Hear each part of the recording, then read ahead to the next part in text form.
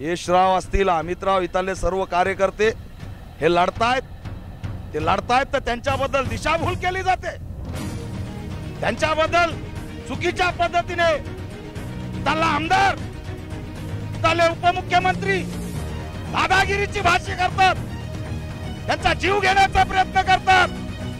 याद राखा, आता पॅन्थरची एंट्री झालेली आहे. यशरावच्या केसाला जरी धक्का लागला कुटुंबाच्या, आणि तर लढणाऱ्या माझ्या रमाईच्या लेकीच्या केसाला जरी धक्का लागला, तर 6000 मतांनी निवडून आलेले इथले आमदार आताच तुम्ही पडलेले. आंबेडकर भवन पाडलं म्हणजे तुम्ही पडला तेवढं लक्षात ठेवा. बिलकुल आम्ही कदापि खपून घेणार नाहीत. देवेंद्र फडणवीस, हे राजकारण सोडा. तुम्हाला आंबेडकर भवन पाडायचं होतं, तुम्ही ते पाडलं. अंबाझरीचं भवन पाडायचं होतं, तुम्ही ते पाडलं. आणि आज खितपत पडलेल्या अवस्थेमध्ये आमचं स्मारक बघून या आमच्या आया बहिणींच्या डोळ्यामध्ये पाणी आहे.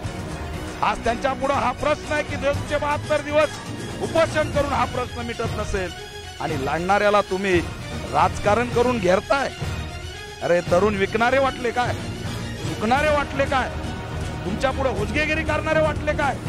80,000 बौद्ध वोटिंग आहे. याद राखा, 4-2 जणाला उल्लू बनवा, सगळ्याला उल्लू बनवता येणार नाही. जर या माध्यमातून कुणी जर आमच्या कार्यकर्त्याला आणि भीमसैनिकाला टार्गेट करत असेल, आमच्या सहकार्याला टार्गेट करत असेल, तर त्या ठिकाणी ही पॅन्थर सुद्धा शांत बसणार नाही. मोठ्या ताकदीने उत्तर दिल्याशिवाय राहणार नाही. देवेंद्र फडणवीसला चांगला पॅन्थरचा इतिहास माहित आहे.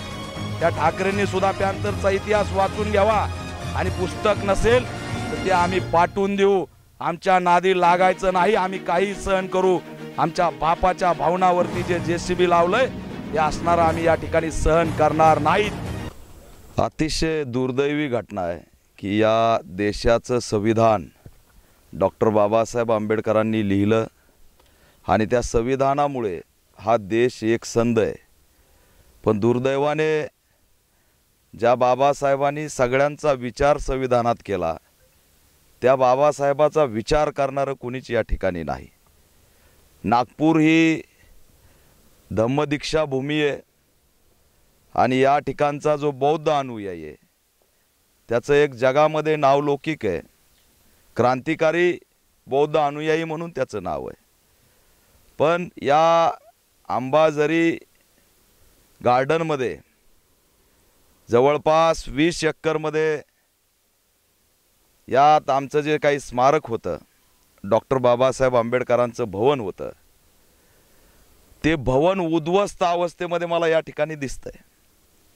माझ्या पाठीमागे ज्या उभा आहेत त्या सर्व माझ्या माता भगिनी बौद्ध अनुयायी. किती दिवस आंदोलन केलं? 272 दिवस आंदोलन केलं. जर आंदोलनाचा गिनीज वर्ल्ड रेकॉर्ड जर बनवायला घेतला तर ते अंबाझरीच्या आमच्या रमाईच्या लेकीचं आंदोलन असेल. एवढं 272 दिवस आंदोलन करून आज आमच्या बापाच्या ठिकाणी अशी अवस्था आहे. हे नागपुरात घडतंय, हे नागभूमीत घडतंय, हे बाबासाहेब आंबेडकरांच्या भूमीत घडतंय की आज त्यांनाच या ठिकाणी खितपत ठेवलेलं आहे. आमचं आंबेडकर भवन होतं. ऐन कोरोनाच्या काळामध्ये क्वारंटाईन, लॉकडाऊन, अमुक डमुक सगळं सुरू होतं, आणि इथल्या राज्याचे जे काही नागपूरचे आणि महाराष्ट्राचे जे उपमुख्यमंत्री देवेंद्र फडणवीस या ठिकाणी आमच्या आंबेडकर भवनवरती डोळा ठेवून होते. एकीकडे कोरोना चालू आणि दुसरीकडे तुम्ही JCB लावला का? तर रिडेव्हलपमेंटच्या नावाखाली. अरे पण तुम्हाला रिडेव्हलपमेंट करण्यासाठी कोणी मागणी केली का? 25 वर्ष झालं आम्ही या ठिकाणी हिंदू मिलचं स्मारक करा म्हणून आंदोलन करतोय. तुम्ही केलं? त्याच्या आधी तुम्ही वल्लभभाई पटेलांचं आंदोलन तिथं स्मारक उभा केलं, आणि रिडेव्हलपमेंटच्या नावाखाली आम्ही जी मागणी करतोय ते काही करत नाही. आणि मनाने येऊन तुम्ही JCB चालवला कसा? रिडेव्हलपमेंट साठीची भूमिका का घेतली? आणि रिडेव्हलपमेंट करायचं होतं तर नागपूरच्या समाज बांधवाला, आमच्या रमाईच्या लेकीला विश्वासात का घेतलं नाही? तुम्ही 4 जणांनी ठरवायचं ना आमचं ऐतिहासिक इथालचं भवन पाडून टाकायचं. आज या अवस्थेमध्ये यांची स्टाईल राहिलेली आहे। यांनी आंबेडकर भवन सुद्धा असंच पाडलं। बाबासाहेबांच्या वास्तू पाडणे हा RSSचा अजेंडा आहे, इथल्या सत्ताधाऱ्यांचा अजेंडा आहे, इथल्या लोकप्रतिनिधीचा अजेंडा आहे। भाजप असो की काँग्रेस असो, काँग्रेसचा आमदार सुद्धा यामध्ये भूमिका घेत नाही। त्यांना आमच्या मतासाठी या ठिकाणी दिशाभूल करतात। देवेंद्र फडणवीस असतील, इथले आमदार असतील, या स्मारकाला उभा करण्यासाठी कसली भूमिका घेत नाहीत। यात कुठंतरी एक या स्मारकाच्या माध्यमातून एक बजेट तयार करून त्या कन्स्ट्रक्शन वाल्याला हाताशी धरून यांच्या निवडणुकीचं बजेट निर्माण करण्याचं काम यांनी या ठिकाणी दुर्दैवी केलं। यांना हे पाडायचं होतं आणि हे पाडून त्या ठिकाणी ही जी काही 40-45 आमच्या दलित बांधवांची, बौद्ध बांधवांची जमीन आहे, ही आमची जमीन आहे। कागदपत्र अमुक डमुक या सगळ्या देशाच्या 7 बाऱ्यावरती डॉक्टर बाबासाहेब आंबेडकर सम्राट अशोकाचं नाव आहे। या ठिकाणी आम्ही कदापि खपून घेणार नाहीत।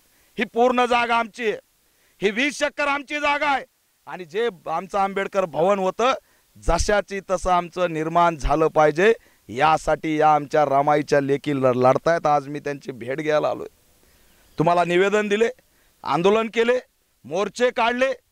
2 दिवसाला तुम्ही मंत्रिमंडळाची बैठक घेतली, 30-30, 40-40 GR पास केले आणि या 5 वर्षाच्या शेवटची मंत्रिमंडळाची बैठक तुम्ही आज घेतली। त्या बैठकीत सुद्धा अंबाझरीच्या स्मारकासंदर्भात, भवनासंदर्भात मुद्दा नाही।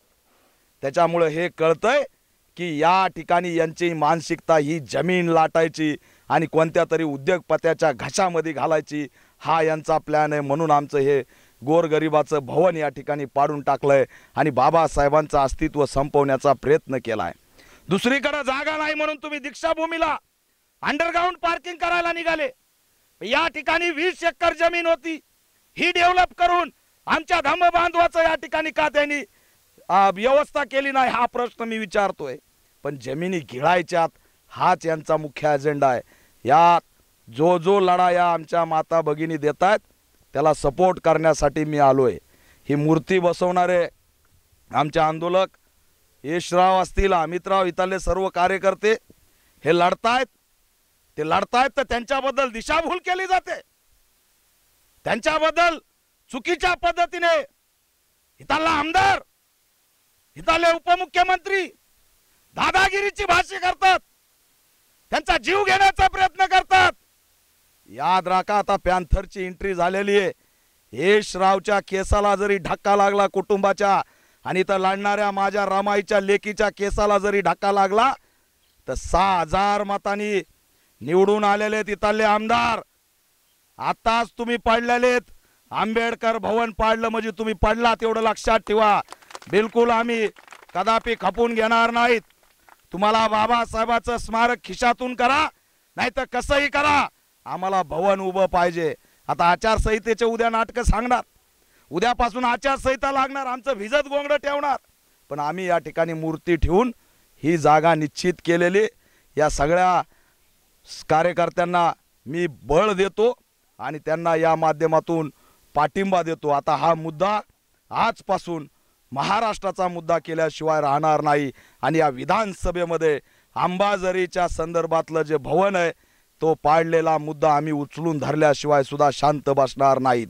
या ठिकाणी तुम्ही चूक केलेली आहे। रिडेव्हलपमेंटची आमची मागणी नव्हती। तुम्ही JCB का चालवला? तुम्हाला का लाज वाटली नाही JCB चालवताना? तुम्हाला का या ठिकाणी बाबासाहेबांचं नाव पाडताना लाज वाटली नाही? आम्हाला विश्वासात घेऊन केलं असतं तर आम्ही ते मान्य केलं असतं, पण हा कोरोनाच्या काळात केलेला डाव आहे आणि बाबासाहेबांचा या ठिकाणी आता पुतळा बसलेला आहे। या सर्व आंदोलकांना मी पाठिंबा देतोय। महाराष्ट्रामध्ये हळहळ व्यक्त केली जाते हे सगळं बांधकाम पाडलेलं बघून। हा मुद्दा तीव्र आहे। मी सर्व समाज बांधवांना आव्हान करतो की ही लढाई आपल्याला लढावं लागेल आणि जिंकावं लागेल आणि या लढाईला पाठिंबा देण्यासाठी मी या ठिकाणी आलोय। घाबरायचं कारण नाही। मूर्ती बसली, त्यांनी आम्हाला सांगून द्यावं की जे 10 कोटी मंजूर झाले होते ते कुणाच्या घशात घालायचे ते घाला। तुमच्याकडून होत नसेल तर आमचा समाज काही भिकारी नाही। 1-1 रुपया घेऊन जर या म्हणलं आणि एक एक ईट जर घेऊन या म्हणलं तर 40 एकर नाही, पूर्ण नागपूरमध्ये फक्त इटाच दिसतील एवढी ताकद आमच्या समाज बांधवाची, हे सुद्धा यांनी लक्षात घेतलं पाहिजे।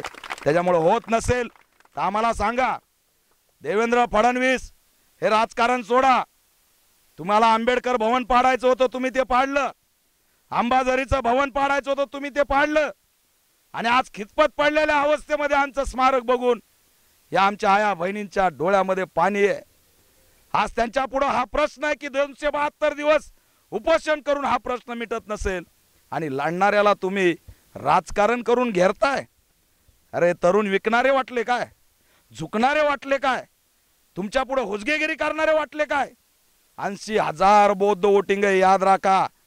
4-2 जणाला उल्लू बनवा, सगळ्याला उल्लू बनवता येणार नाही। जर या माध्यमातून कुणी जर आमच्या कार्यकर्त्याला आणि भीमसैनिकाला टार्गेट करत असेल, आमच्या सहकार्याला टार्गेट करत असेल, तर त्या ठिकाणी ही पॅन्थर सुद्धा शांत बसणार नाही। मोठ्या ताकदीने उत्तर दिल्याशिवाय राहणार नाही। देवेंद्र फडणवीसला चांगला पॅन्थरचा इतिहास माहित आहे। त्या ठाकरेंनी सुद्धा पॅन्थरचा इतिहास वाचून घ्यावा आणि पुस्तक नसेल तर ते आम्ही पाठवून देऊ। आमच्या नादी लागायचं नाही, आम्ही काही सहन करू।